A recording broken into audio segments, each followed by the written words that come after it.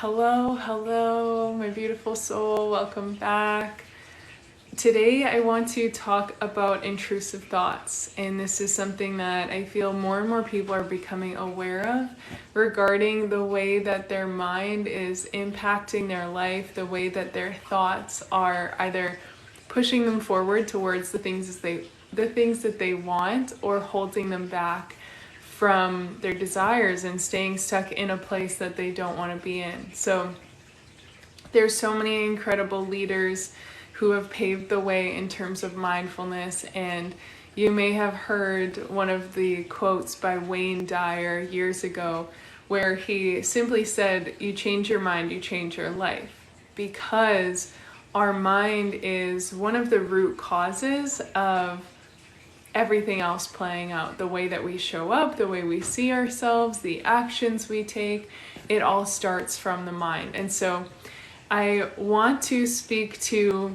the transformations that are available for you that can come in really powerful ways, but also really simple ways.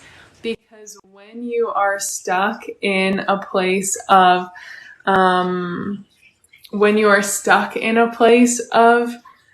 negative thoughts, limiting beliefs, doubts, anxiety, overwhelm, these things can really, really hold you back and feel like they're so incredibly strong that you don't necessarily see a way out or see opportunities.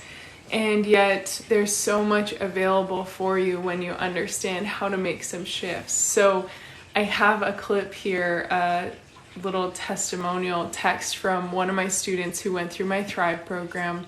And I'm going to read it because anyone listening to the podcast version of this later, and anyone who just cannot see because it's really tiny on there, this is a woman who was struggling with extreme intrusive thoughts. And I want to share her before because I've had a lot of people come to me from a place of like their mind is so strong and overwhelming, and that is why they don't believe that an alternative is possible, because it's so intense. So whether you struggle with this on a massive scale or whether it's just in a small format, everything I'm going to be talking about today is going to be supporting you with shifting that. And you will leave with like some really tangible tools and practices to help support you moving forward. Okay, so what she said was, "I feel so much difference because I can catch my thoughts and be aware of them, and I have more relaxed moments during the day." And I don't know about you, but when I was struggling with extreme anxiety, my mindset at that time was incredibly negative and judgmental and just really horrible to myself. And peaceful moments or relaxed moments during the day were few and far between because my mind was just constantly playing out all of these negative things, either terrifying scenarios that I didn't want to experience, things that made me stressed or anxious about what might happen tomorrow, or the ways I'd messed up, or the things I'd done wrong, or how people might react because I said the wrong thing like 3 months ago, all those things that our mind holds on to. And so I never really felt any peace during the day. I never felt any relaxation. And one of the first tools that this student had started using, and the first tool that really changed my life, was something that I overlooked for a really long time, and something that I discredited for a really long time because it seemed too simple and it seemed way too easy to possibly make a difference. And that is mindfulness. We discredit the power that mindfulness has because it seems so easy. And it's like, oh, it couldn't possibly be that easy to change my negative thoughts, right? And yet when you think of it from just like a further back perspective, you probably were never taught how to manage your thoughts or manage your mind and the programs that it was playing out. You probably were, in fact, taught how to feel anxious and feel stressed because your parents, your caregivers, society in general, teachers, everyone around you was always stressed, always hustling, probably very judgmental. That's a big, like, generalized statement. But a lot of people lived in a more negative mindset. And so as a little kid, this is what you observed as normal. So when you can just practice that basic level of mindfulness and start to go, okay, I'm feeling whatever the intrusive thought is. I'm feeling whatever the anxiety or the negative belief is. And it's a lot. And like, I feel it in my body. So I know I've been there. So I get it. I know that it can feel incredibly overwhelming. But if you can practice just that tiny moment of pausing and going, okay, I feel this, or I'm having this thought and I'm thinking this thing, but I'm not the thought itself. I'm not this fear or this negative belief or whatever it is, right? When you take that just moment to pause, or that moment to go, oh, where is this coming from, right? Like intrusive thoughts, we often, given the name, they show up out of nowhere. We don't know where they come from, but they're so strong. And without going too deep into how these things stem from, or where they stem from, how they begin, it's like little things that have been planted in. And so sometimes it comes on so strongly, you don't understand why, but maybe it's something that is like a collective fear programming that's playing out. And it was on the news, in the media, and all of a sudden you're going to bed and this thing just comes in so strong, you don't understand why, and it feels like it's taking over you. Well, if you can have that one split second to pause, and maybe it is through taking a conscious breath as well, where you take that deep breath and you go, where is this coming from? Where is this actually starting from?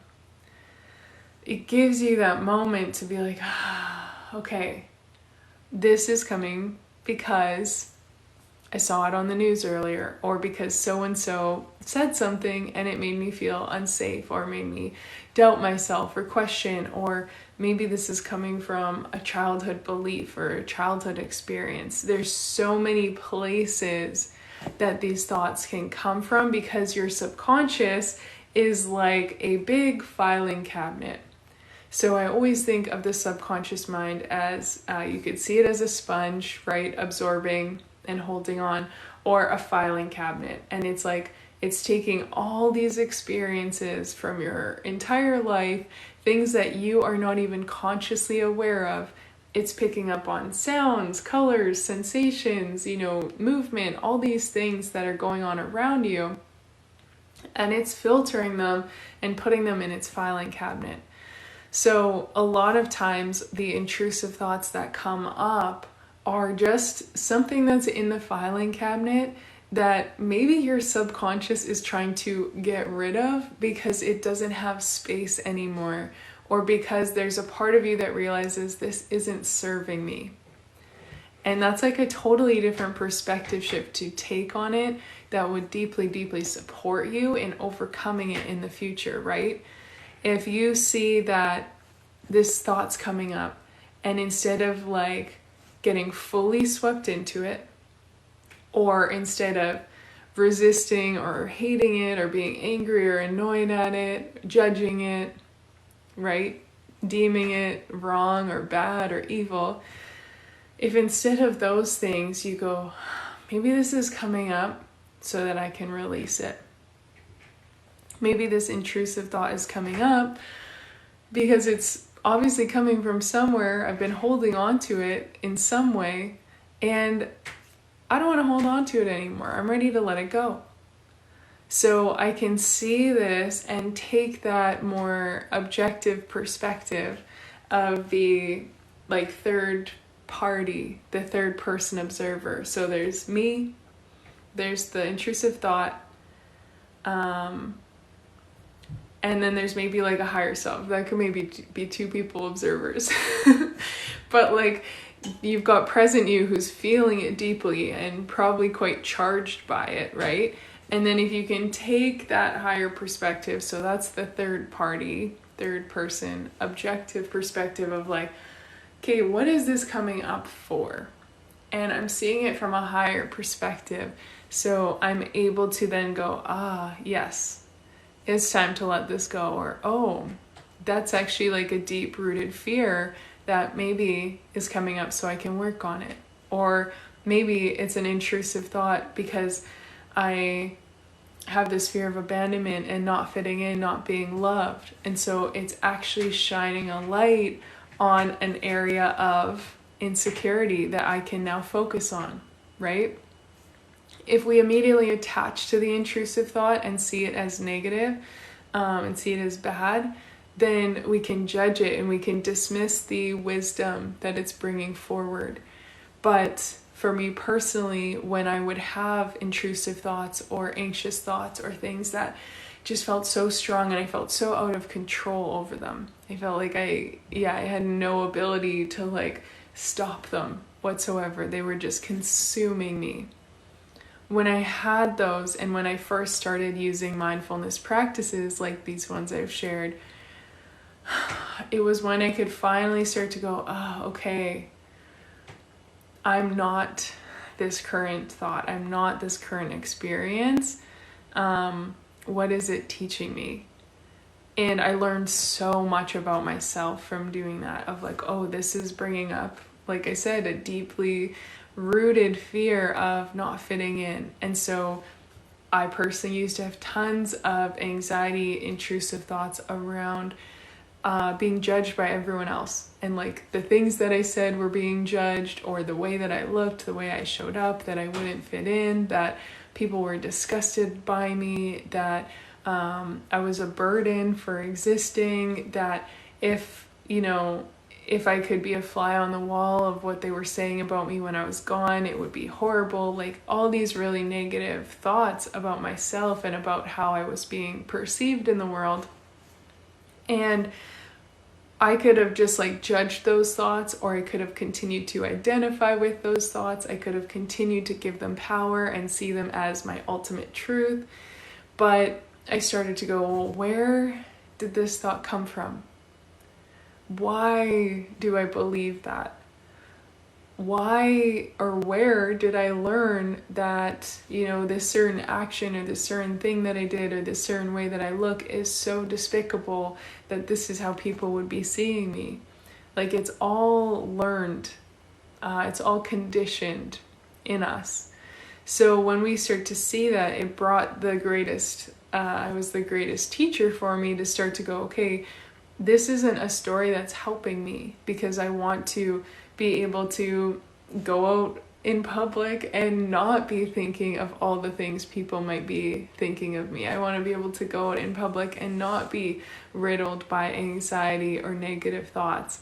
I want to be able to go out and show up at like my fullest, my highest self, and really be seen and received in the world. How do I do this if I keep believing these negative stories? So it's when you start to practice that non-attachment that you go, okay, this is not my truth. And it might have felt like a truth for a really long time, but simply in creating that separation, you then open space to start to question it, uncover the root cause, as well as create a new truth and start to create, okay, I might not believe the total opposite right now. I might not believe the really, really empowered story right now because I've spent a lifetime over here. But I can believe a tiny bit. I can believe a stepping stone thought that maybe that wasn't as true as I was thinking, or maybe that doesn't get as much power anymore. And I start to give a little bit more power to the possibility that that wasn't true at all, or that people don't see me that way. They don't think that I'm not that unworthy, right? Or I open up to a possibility that I'm not controlled by my anxiety, by my negative thoughts, and I'm open to thinking more positive thoughts each day, and I'm open to shifting into a new version of me, a new reality. So we cannot make that shift, we cannot bridge that gap from intense intrusive thoughts to intense positive thoughts, it would be amazing if we could just jump and collapse that and jump straight into it. And I mean, I would say hypnosis is actually probably one of the best things that can help, but it still wouldn't be that immediate because you've spent a lifetime with all of these. So it still would have layers. But the best thing is to be aware of the fact that like you're bridging that gap every day. So you start with the awareness. You cannot do any of it without the awareness. You can't go from predominantly negative to 100% predominantly positive without first being aware that like this is where you're at, this is where it stems from, and this is not actually your truth. You are just the being, the observer behind it. As long as you're identified and like fully holding on to this as your story, then you can't be 100% predominantly positive. Those two stories, those two identities, those two versions of you cannot exist at the same time. So one of the very first steps, coming back around to this client, this student of mine in Thrive with this testimonial up here behind me, that's one of the very first steps that I worked and taught her, was just that general awareness and that first understanding and the ability to separate from your thoughts when they start to show up, so that you can go, okay, even though this feels super strong and overwhelming, I'm good, I'm grounded. Let me like come back into my body. Let me take all the power away from up here in that thought and bring it back here into my heart, bring it back into the moment. And then let me start to focus on the stories and the thoughts that are going to fuel me. And it's in that daily action, that process, that allows you to bridge that gap, as I said. So every day you take one more step, and every day you do that, it gets stronger in the direction you want. So we're either reinforcing the negative thoughts every day, or we're reinforcing the positive ones. But as I said, you cannot be both at the same time. So when you really start to get clear on who is it you want to be, how do you want to see yourself, how do you want to show up in the world, and you tap into that identity, right? Then you go, okay, would that version of me spend her whole day in an anxious spiral or in negative thoughts or believing these and fueling them even more? No, that ideal version of me is probably living her life and happy and confident and telling herself positive thoughts and positive stories, empowered stories, right? And so once again, you're bridging the gap. If you know that that version of you is over here, what is like one thing you can do today to start to get closer to being her? What is one thing you can do today to shift a narrative that isn't supporting you and jump over into the new one? So these are all amazing places to get started. But as I said, it really does start with a lot of that awareness first.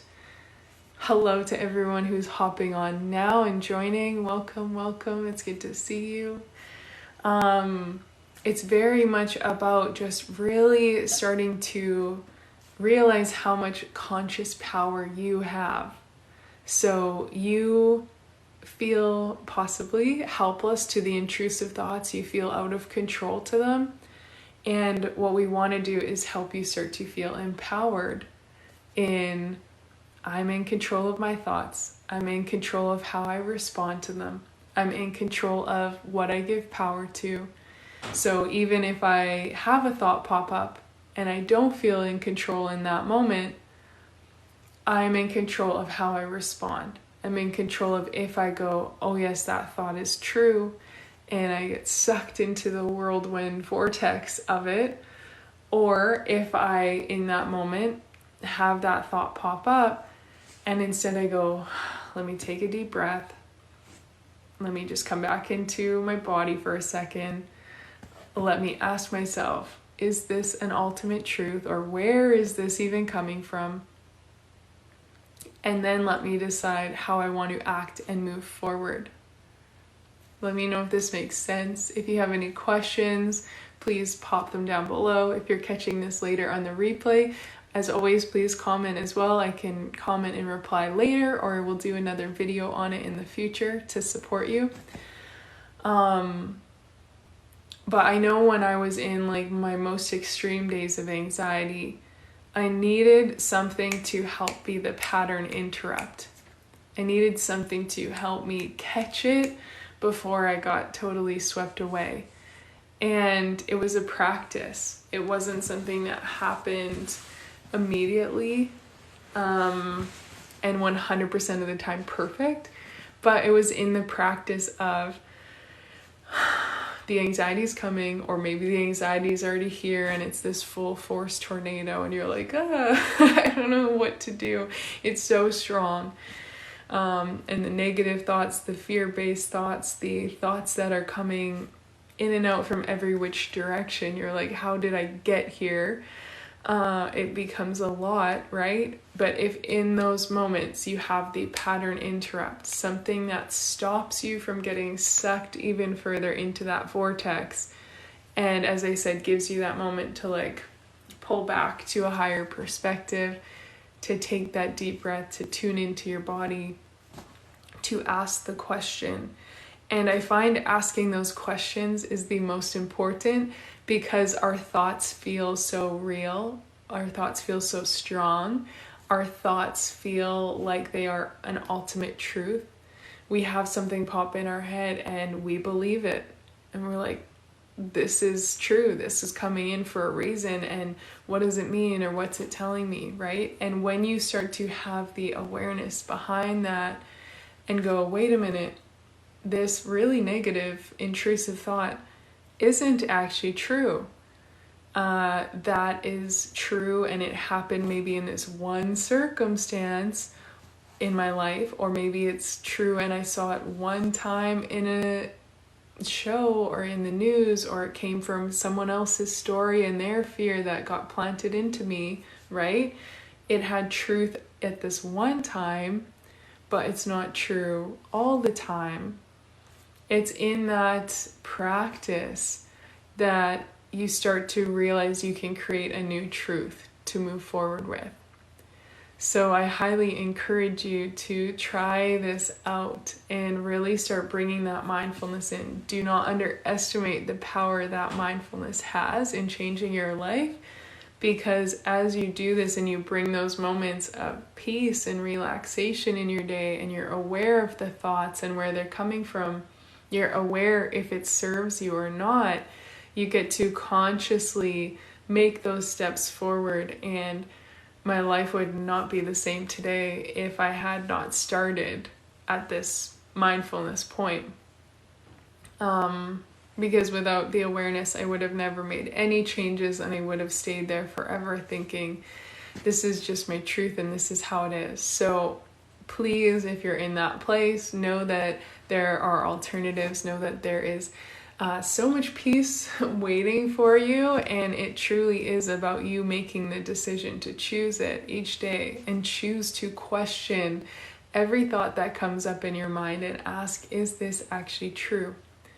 And from that place, then you can continue moving forward into the green fields and pastures and the flowers and the meadows, and like the peace and ease and presence and joy that is your birthright.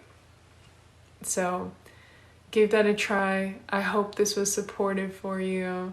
I'm sending you so much love today and always, and I will see you again soon on the next episode. Bye now.